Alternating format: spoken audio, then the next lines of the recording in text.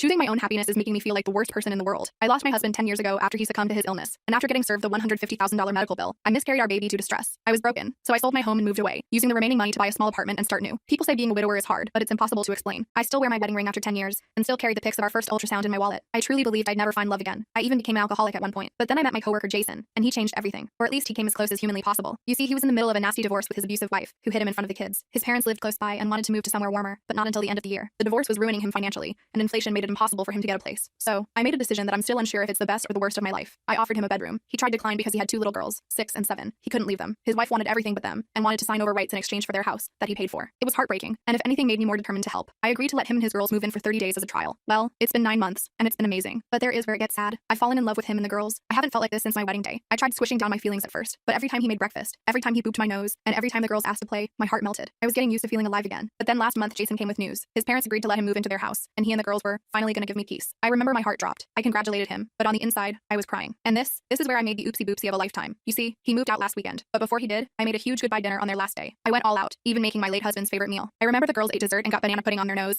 and I was overcome with emotion. This was the last day I would feel joy for likely the rest of my life. And then came time for them to go. The 3 of them climbed into his car to go to their new home, and through the window I hugged him. I held him for too long, and in that exact moment, I leaned in and went to kiss him on the cheek. He went to do the same, and we kissed on the lips. Neither of us pulled away until one of his girls made an screech. I went red and mumbled something before closing the door. I remember he came back in the middle of the night and knocked asking to talk, but I didn't open it. He kept calling me and texting me, but I didn't respond. I just cried, feeling like I had cheated on my husband. I remember one of the days I got drunk, and after some rambling to myself atop a hill, I concluded that when it comes to Jason, it was the life I should have had by now. With my husband here with me, the 2 kids we planned on having in a house with toys, laughter, cries, and spats. This should have been my life, but the man in my house was the wrong person. It wasn't my 6'2" green-eyed Prince Charming, and as much as I loved them, the girls weren't ours. I missed my husband, and I missed even more the life we were robbed of. I realized that nothing would compare to my husband, and I didn't want anything to compare it to. And so, I made the decision to rob myself of happiness. I looked through Jason's texts and started reading them for the first time. They went from him just asking me to talk, to him saying there was something we had and he didn't want to lose, to him apologizing, and finally to him asking if we could return to being friends and just forgetting everything. When I saw that last text, I put my adult pants on and called him. I told him everything. I told him that he was freshly divorced too, and I wasn't a rebound. That with my insecurities and comparisons to my husband, it wouldn't be fair to pursue anything with him, because even though I think I fell in love with him, I need time to confirm if it's with him or just the life I was supposed to have. Thankfully, he understood. He asked if we could still be friends, and I swear my heart involuntarily skipped a beat. I jumped so fast at that option, because as much as I don't want him, I want him. I missed him. I missed the girls. I missed having meaning. I missed waking up feeling like SpongeBob and not Squidward. And then, he said he wanted me to come over for Christmas. He didn't ask me to. He wanted me to. I was so excited. I couldn't wait to see him again. And I bought the girls some presents from me and Santa that same day, and told him I'll come over tonight once the girls go sleep and stay until after Christmas. He seemed so happy. I swear I heard the man smile through the phone. But unfortunately, life isn't sunshine and rainbows. I told him that as excited as I was to see him again, we needed to have that adulting talk that a phone conversation won't suffice for. He promised me we would. And he also promised me that whatever happened, I was special. I felt my heart flutter, and all I could respond through my blushes was, "You're special too, Jason." But then when as I said it, I realized I couldn't stop it, and it was happening all over again. I started stammering and quickly hung up saying I'll be there soon. I'm going over right now. I don't have time to finish the story in this short video, but it gets intense. Click the link to watch it.